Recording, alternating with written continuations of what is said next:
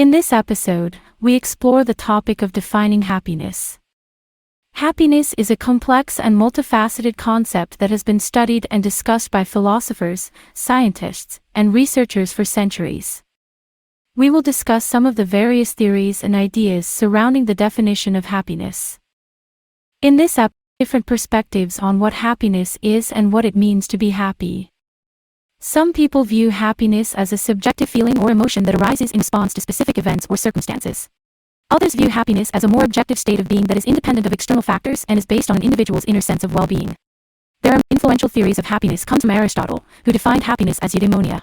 This term is often translated as flourishing or well-being, and Aristotle believed that it was the ultimate goal of human existence. According to Aristotle, eudaimonia is a complete and sufficient good, meaning that it is something that we desire for its own sake and that it satisfies all of our desires and needs. One of the concepts of eudaimonia suggests that happiness is not simply a fleeting emotion or feeling, but rather a deep and lasting sense of fulfillment that arises from living a virtuous life and achieving one's full potential as a human being.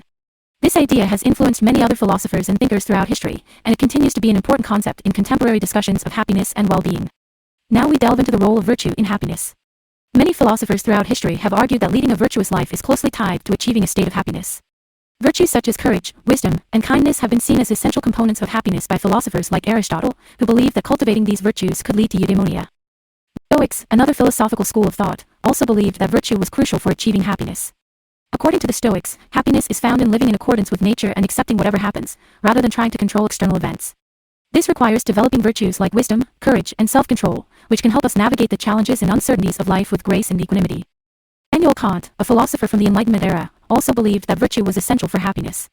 For Kant, virtue was not just a means to an end, i.e., happiness, but was rather an end in itself. Virtue involves acting in accordance with the moral law and doing what is right, regardless of whether it leads to happiness or not. Immanuel mean to be virtuous, and how can we cultivate these qualities in ourselves? Virtues can be seen as positive character traits that involve acting in accordance with certain values or principles. These values may vary depending on the philosophical or cultural context, but some common virtues include honesty, compassion, courage, and wisdom.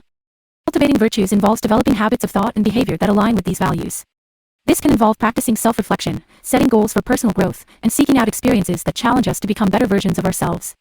It also involves developing a sense of purpose and meaning in life, which can help us stay motivated and committed to our goals. Going on to the third part of this episode, we will explore the relationship between happiness and meaning. While many philosophers have emphasized the importance of happiness, some argue that it's not enough to lead a fulfilling life. Instead, they suggest that we also need to find meaning and purpose. Philosopher Friedrich Nietzsche, for example, believed that happiness was a byproduct of living a meaningful life. According to Nietzsche, finding meaning involves embracing the challenges and struggles of life and striving towards personal growth and self-overcoming. He believed that this process of self-transformation could lead to a sense of fulfillment and joy that transcended mere happiness. Others have also emphasized the importance of finding meaning in life. For example, the psychologist Viktor Frankl argued that meaning can come from many different sources, such as work, relationships, or spirituality. Frankl's own experiences as a Holocaust survivor led him to conclude that even in the most difficult circumstances, we can find meaning by connecting with something larger than ourselves and striving towards a goal that gives our lives purpose. Whatever the source of meaning, it's clear that finding it is an important component of happiness. In fact, research has shown that people who report a sense of meaning and purpose in their lives tend to be happier and more satisfied than those who do not. This suggests that happiness and meaning are not mutually exclusive, but rather can complement each other in creating a fulfilling and satisfying life. But whatever, the third part of this episode highlights the importance of finding meaning and purpose in life as an essential component of happiness. While philosophers and psychologists may differ on the specific sources and nature of meaning, there is a growing consensus that a sense of purpose and direction in life is crucial for leading a fulfilling and meaningful existence. In conclusion to the fourth part of this episode, we will explore the importance of relationships in happiness. While it may seem obvious that social connections are important for happiness, what does this mean from a philosophical perspective? Philosopher Martin Buber believed that relationships were essential for human flourishing. According to Buber, true fulfillment in life comes from connecting with others in meaningful ways. He argued that there are two types of relationships: I relationships, which are based on treating others as objects to be used, and I-thou relationships, which involve seeing others as unique and valuable individuals. Buber believed that cultivating I-thou relationships was crucial for human flourishing and happiness. The philosopher Jean-Paul Sartre believed that other people were necessary for us to truly know ourselves. He argued that in our interactions with others, we come to see ourselves reflected in their eyes and gain a sense of our own identity. Sartre believed that this process of self-discovery was essential for leading a fulfilling and authentic life. But regardless of the philosophical theory, it's clear that relationships are an important factor in our overall well-being. Research has shown that people who have strong social connections tend to be happier and healthier than those who are socially isolated. Social support from friends and family can provide a buffer against stress and help us cope with life's challenges. But the fourth part of this episode highlights the importance of relationships in happiness.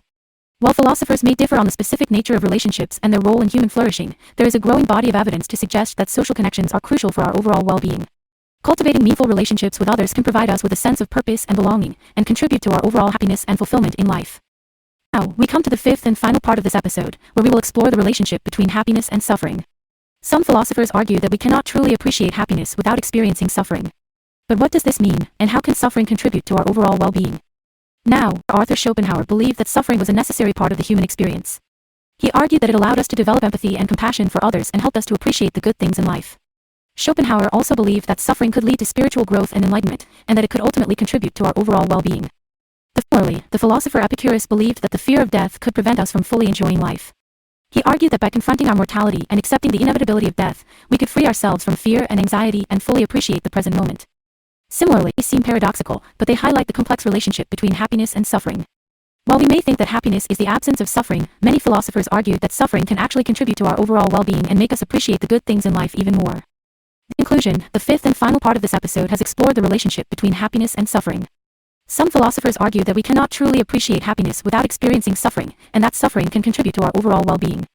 While this may seem counterintuitive, it highlights the complex and nuanced nature of happiness and the different philosophical perspectives on what it means to live a fulfilling life.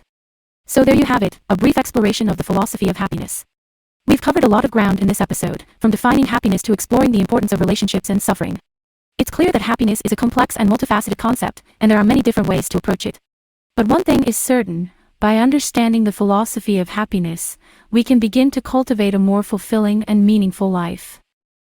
Thank you for tuning in to this episode of The Science of Happiness. We hope that you found our exploration of the philosophy of happiness enlightening and informative. Remember that happiness is a journey, and there are many different paths to finding it. Whether it's through cultivating virtue, finding meaning and purpose, building strong relationships, or experiencing the ups and downs of life, there are many different approaches that can help us achieve a more fulfilling and meaningful life. If you enjoyed this episode, please consider subscribing to our podcast and leaving a review. Your feedback helps us continue to improve our content and reach a wider audience. And if you have any feedback, suggestions, or questions for future episodes, please don't hesitate to reach out to us on social media or through our website. Until then, take care and keep pursuing happiness.